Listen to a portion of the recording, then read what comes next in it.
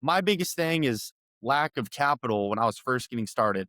So what I enjoyed about seller financing is I was able to get these sellers to finance me 90, 95% of the deal. So then that left me not having to come up with 25 or 30%, but maybe coming up with 5 or 10%. So great example. One of the deals I just did, I was able to negotiate 2% down, which is incredible. Welcome to the Real Estate Pros Show, where we interview real estate investing professionals from coast to coast, as well as the service providers that serve the real estate investing industry. Our goal is simple: share what's working now to help you improve and scale your business to the next level and meet the pros that can help you get there.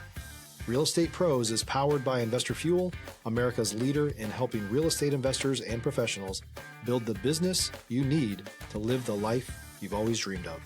Let's start today's show. Property insurance for real estate investors doesn't have to be difficult, but it does need to be there to protect you when you need it. MyInvestorInsurance.com not only provides insurance at 15 to 30% cheaper than traditional agencies, it's built specifically for real estate investors like you. You can set up an account in about 2 minutes, get quotes on properties, turn on and turn off insurance for your fix and flip or rental properties in around 2 minutes without having to talk to anyone directly, all through our portal. There's no better way or faster way to make sure you've got the coverage you need to protect you, and no more lengthy policies either. Once you're set up, you're billed monthly and prorated by the day for however long your policy is active. It's powered by MSI, the third largest independent MGA, with 1.5 million customers and more than $1 billion in cumulative premiums written. Get set up today in about 2 minutes at myinvestorinsurance.com/fuel. Hey everyone, welcome to the Real Estate Pros Podcast. I'm your host, Micah Johnson, and today I'm speaking with Conner Kinney, who's taken real estate investing by the horn since he was 19. So I'm excited to dig in with him today. Conner, welcome in, man. Glad to have you. Micah, good to be with you. So pumped for this. It's going to be fun. Absolutely, man. I'm excited for today. I love getting folks on the show that take action. That one of my favorite quotes I hear is, if you don't have resources, be resourceful. And so I'm excited to dig in with that with you and talk about what folks can hear and how to make sure you take advantage of an incredible opportunity like real estate is. So for folks who may not know you yet, what's your main focus right now and what markets do you operate in? Yeah, our main focus, we are buying typically smaller multifamily duplexes, fourplexes. We like portfolios, so we'll buy, multifamily portfolios. And then we're actually looking at some smaller apartment complexes right now in the 20 to 50 unit range. And we are based out of Fort Worth, Texas. So we're buying in the Dallas Fort Worth area. We're also buying in Bryan and College Station, Texas, where Texas A&M University is. We've got a portfolio there as well. Love that, man. Great spots to be in. Great spots. So back us up a little bit. How'd you get to real estate? What led you to this industry specifically? Yeah. So when I graduated high school, it was kind of shoved down your throat. You had to go to college. You get this magic 4-year piece of paper when you graduate, and you're supposed to be successful. And that just never really kind of lit a fire in me. And so I actually, went to school for 2 semesters, and then I actually dropped out because I had read this book called Rich Dad Poor Dad by Robert Kiyosaki.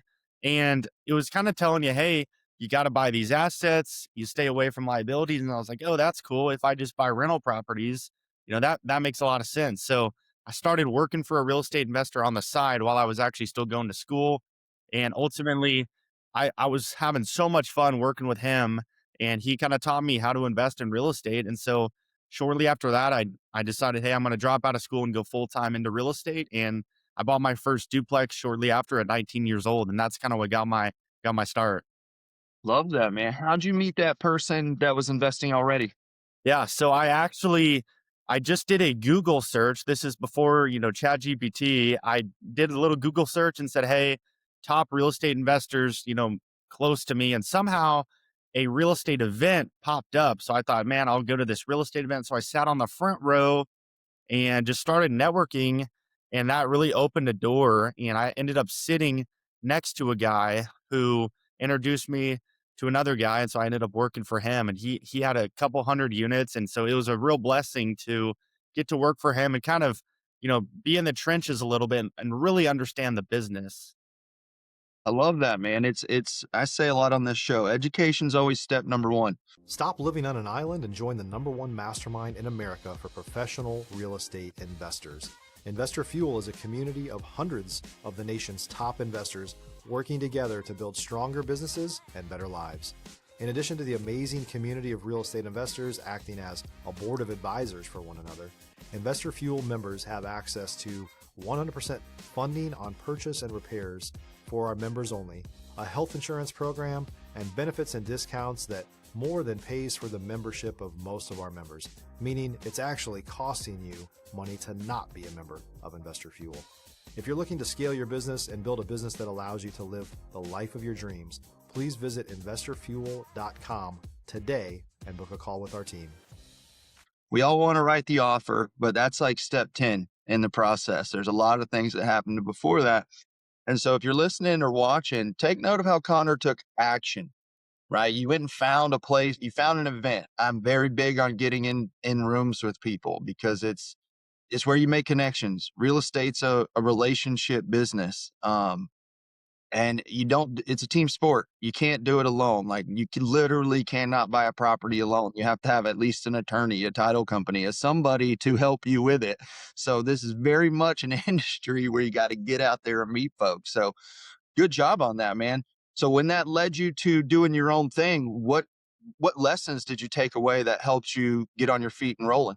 Yeah, I really learned how important managing the properties are. So it's one thing to buy them, but it's another thing to really manage them. And I self-manage, we self-manage our portfolio today still. And it's really understanding, hey, how to take care of your residents, how to lease properly. And then also he did a lot of creative structures as well. So that taught me, and what we'll get into later about seller financing, how to be creative using other people's money, he does a lot of fix and flips as well. So how to do fix and flips, use that money to then put it back into rental properties. So it was a lot of being in the business, not just kind of surface level education, but hey, really, how does somebody operate their business and how can I take that and use it in my business? And really that's, you talked about it taking action. That's really what led me to taking action. Was I was around other people who were buying real estate. And so it kind of rubbed off on me like, hey, if these guys can do it, sure, I can do it. So I would encourage anybody, just get around people who are doing the thing you want to do. And it really does rub off on you and give you some encouragement to go after it. There's a reason people say you are who you surround yourself with. Like that is not just a cliche. It is very much true. And it's more than like, does it make you a good person or not? Does it help you achieve what you're trying to do? Are you surrounding yourself with the folks that are doing the things you're doing, are ahead of you, where you can maintain a little humility and keep learning? Because that's what I noticed the best do. The guys and girls that have been doing this for decades and are extremely good at it, they're still in the rooms learning every chance they get because real estate doesn't stop changing, right? It's always different. There's different regulations. And unless you're in it day in and day out, you don't know what's changing. I see a lot of coaches now that coach, but don't do real estate anymore. It's like, well, what do you teach them? Like how to do it No. years ago? Like, I'm not sure what you're saying to them because unless you're doing it right now and understanding, especially in these kind of market types, when we get squeezed, the best rise to the top. It forces you to look at holes in your business, areas where 20 to 2022, man, a lot of folks look like geniuses out there where it was just riding the market, where you're just riding it up. It's not really you. You're just in it at the right time. So I love that even at your age that you're starting to see, hey, get in these rooms with people, be around folks who know what they're doing. And you got led to it the same way most of us did by that little purple Bible that Robert wrote years ago. It is definitely one of the most common things that made folks go, huh. I remember when I read it, I was a realtor at the time and I just started working with investors and an investor gave it to me. He was from Australia. And I was like, dude, what is this? Let me know about it. This is cool. And Yeah. it opens your mind up, man. And even like you said, you start to believe you can. Like there's always that moment where is this for me or not? I'm not sure. And then you get into those rooms and you realize these aren't special people in any sense that are pulling this off. They're just folks who dedicated themselves to it. Yeah, it's just getting, I mean, get around people who are doing what you want to do, and it really does rub off on you and give you some encouragement to go take action. I love that, man. All right, let's get into that creative financing part because that's something that you learned from him. If you're looking for consistent, high-quality leads, look no further than Investor Machine. Investor Machine isn't just another agency. It's the most sophisticated, data-driven lead generation company on the planet for real estate investors, and serves the role of being not just a lead generator for your business, but a marketing partner that is helping you achieve your goals along the way. Go to investormachine.com to learn more and schedule a call with our team today.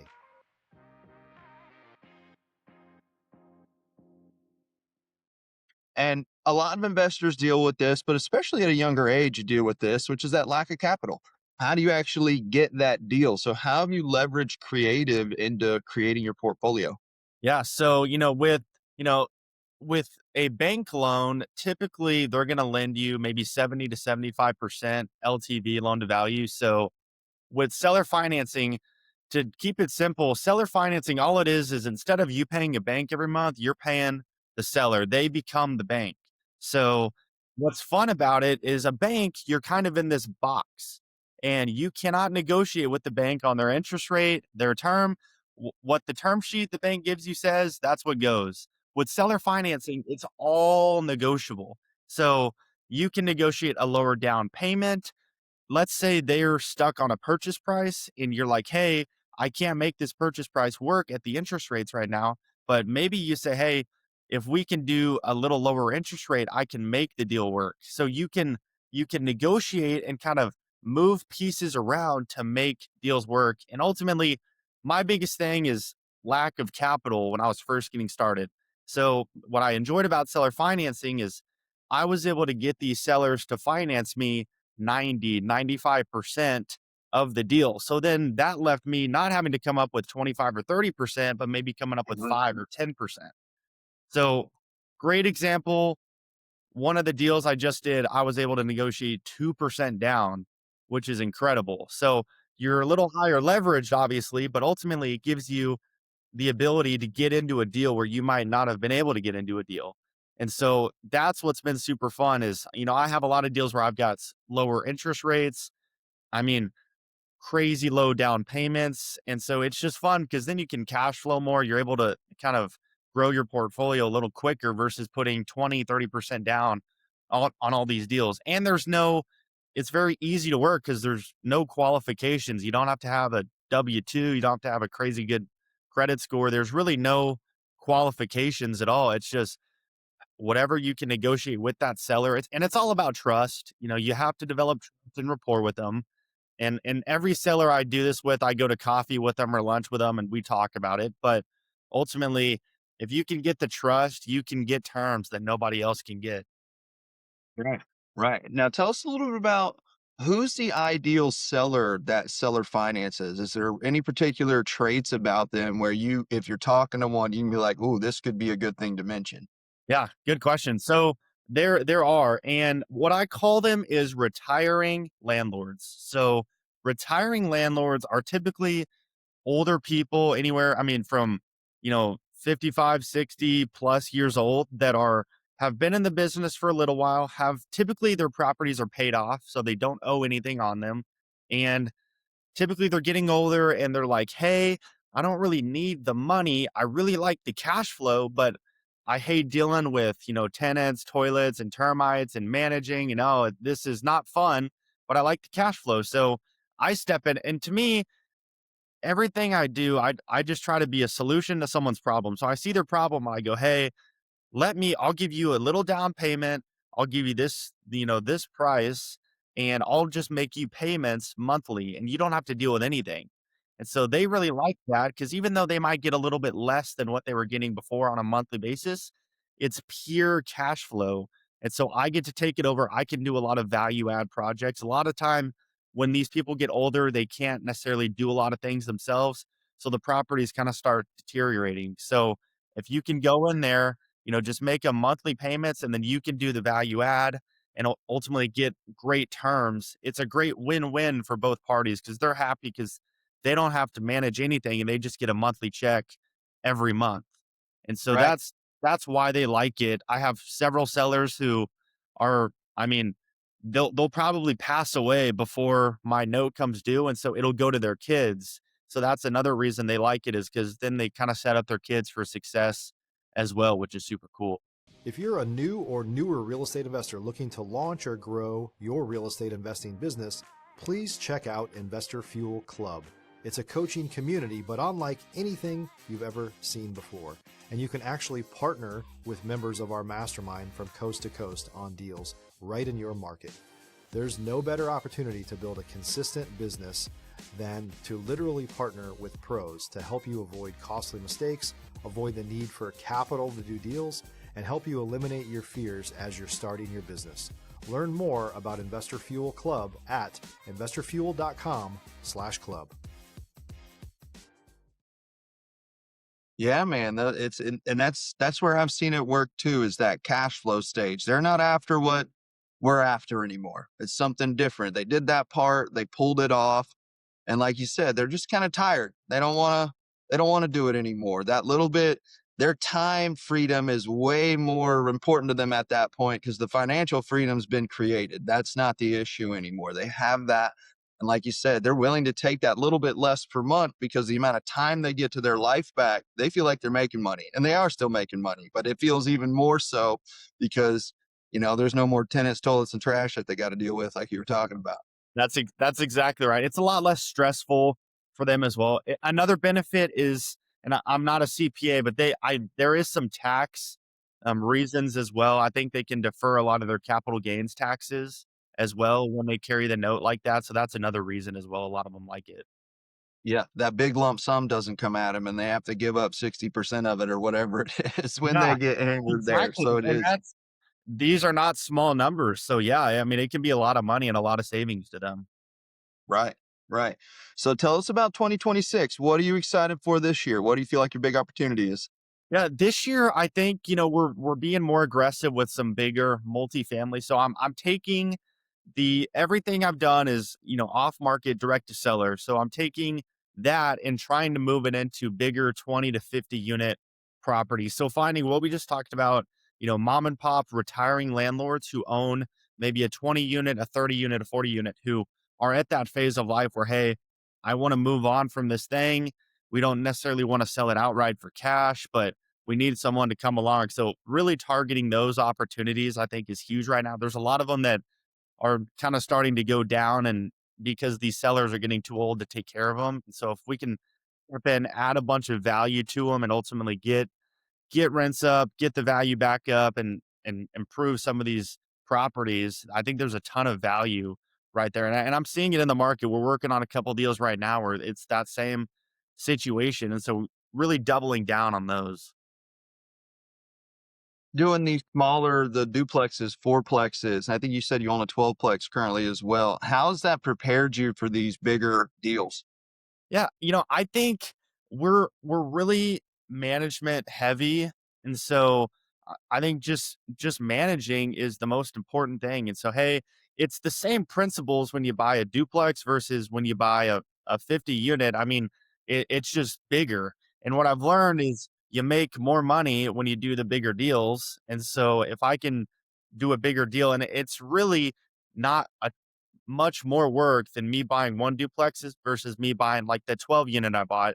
It was the same amount of work. And so I'm going, hey, if I can, not just buy a 12 unit, but if I can go buy a 24 unit or a 50 unit, that the reward is much higher. And the work, yes, it is a little bit more work, and it's definitely more difficult, but it's not so much so that it's not worth it. I think there's a ton of benefit there. And I have a ton of confidence from managing my duplexes, my fourplexes, my 12plex. I mean, really, if you look at it together, our portfolio is one big complex pretty much. So I'm going, if I can manage this and lead it to success, then I can totally manage a bigger project.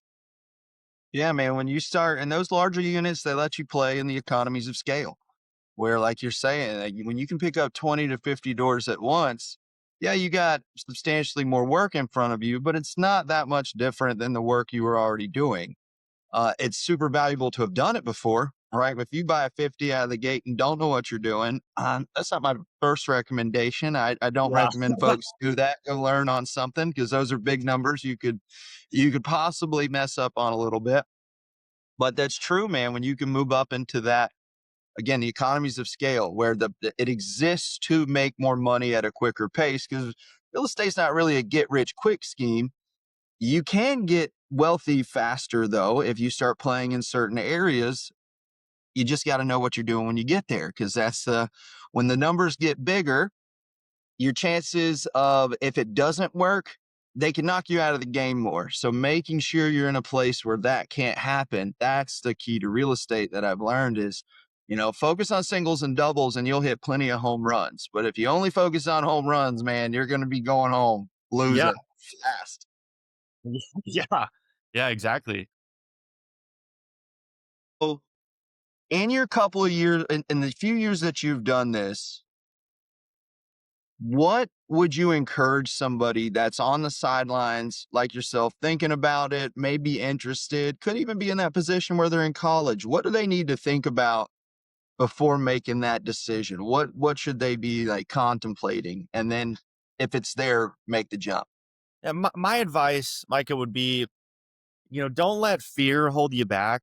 I think a lot of people think you got to have a ton of capital, you have to have a ton of experience. And, I didn't have any of that. I don't have any family in real estate when I first got started or anything. So I would encourage you, just taking action has really been a benefit. And we spoke about this earlier in the podcast is, hey, just go take action and good things happen. And I'm not saying be reckless, but go take action. And so if you see an opportunity that might be a decent property, go take the action and go look at it. Because what I learned is when I bought that first duplex at 19, I was super nervous. I had no idea what I was doing.